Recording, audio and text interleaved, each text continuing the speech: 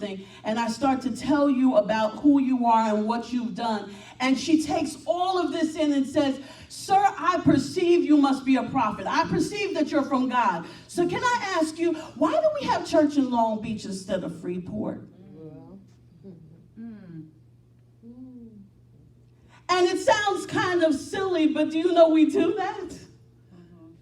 God starts to deal with this. Listen, I want you to fast because I want to get into a relationship with you. I want to talk to you. I want to expose you to some things. I want to reveal myself to you. And we say, yes, Lord, I want all of that. But Lord, I really could use a new pair of shoes, though. I would. We get sidetracked on things that have nothing to do with what God is trying to do in us right now. God is trying to move in the church, and he's trying to reveal himself. And Lord, would you work on that girl? I'm so tired of her wearing those dresses. Don't she look in the mirror before she leaves the house? Lord, I'm just going to pray for her. We are deep with our stuff. Come on. We know how to make it sound like we're actually being good and godly in our stuff. Yeah. We've learned how to speak church language so well that we will talk around our issues, we'll talk around our problems, we'll talk about how we really feel. We won't tell somebody when they offend us. We'll just give them the side eye or the fake pat hug from out here. Yeah. Now, I can't hug people too tightly sometimes because all this is in the way. But when I reach out from here, hallelujah, and hover, hug, and yes, God bless you. We don't want someone to deal with our issues. And we cannot say that we've had an encounter if we're still doing things that point to all of these points. If we're still asking foolish questions.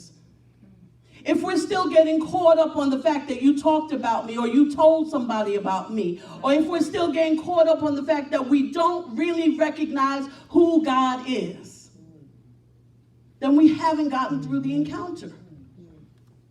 And God is so good that even when we're asking silly questions, do you know Jesus still responded? He still answered her. He's so much better than I am, because when my kids ask me silly questions at times, would you get out of my way? Were we talking about that? And God doesn't do us like that. He will respond to you even with the questions that he's going, my daughter, my child. Listen, we're going to get to a place where it's not going to be about worshiping in Jerusalem or worshiping in Samaria. It's not going to be about the fact that you worship in Long Beach and I worship in Hempstead. It's not going to be about the fact that you wear pants to church or that you have a dance ministry and we're not sure about dance. It's not going to be, we're going to get to the point where we can all worship together in spirit and in truth. Because all I want to do is get you through this encounter so that we can deal with what's the difference between me and you.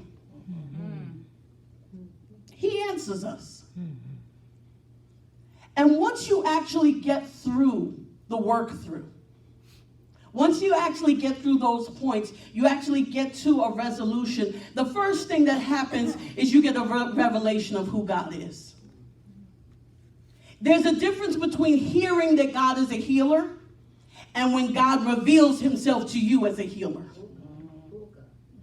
There's a conviction and a confidence that comes when God reveals himself to you. And the thing is, God doesn't reveal himself to you all at once. There's certain aspects of your life that he reveals himself to you one piece at a time. See, the encounter, because we use the word the, and it really should use the word a, because there should be a encounter or an encounter. Because every time I find something in myself that's not like God, it requires an encounter. It requires the work through. It requires that I come back to him and go through the process. And hopefully we streamline the work through that, so the next time I have an encounter, I'm not asking so many silly questions because I trust the process now. But when we start to get it resolved, the first thing is that he reveals himself. She said, I know the Messiah is coming. I heard it. I was taught that in Sunday school. I remember my grandmama talking to me about it. And he says to her, I am the Messiah. I am what you've been looking for. And it goes back to the word well. The well is what we've been looking for. We're looking for a source. If you're looking for a well of water, you're looking for some place that you can draw water from. If you're looking for a well of life, you have to go to the well. You have to go to the source. You have to understand who God is to you, for you, in you, in order for you to really have an encounter. And then God is so good that what happens next, I really love. Because remember the part about exposure? And you're feeling really uncomfortable because we're just out here with our stuff hanging out. What God does next is he silences your haters.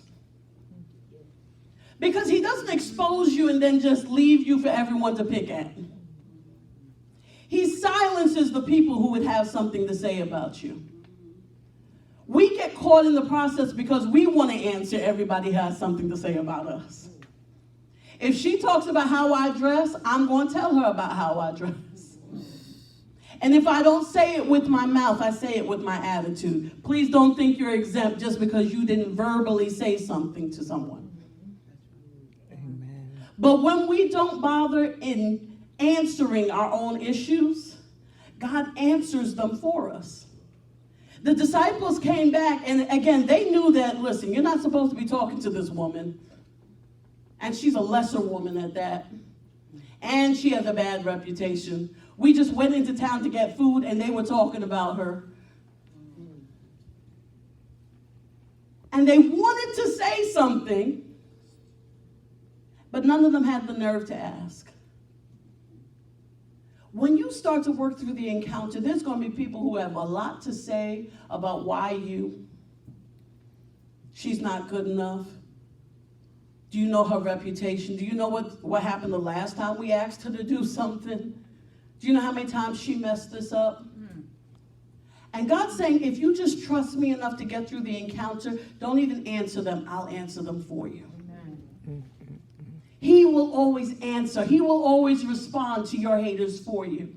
When we say the Lord will fight our battles, we don't tend to think of all of our battles. We tend to think of the bills and my sickness and cancer and my children. Listen, he will even answer those little things.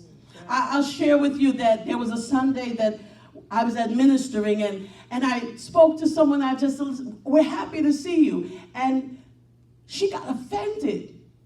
How dare you greet me like I'm some guest? This is my church. I come here and you just gonna call me out like that?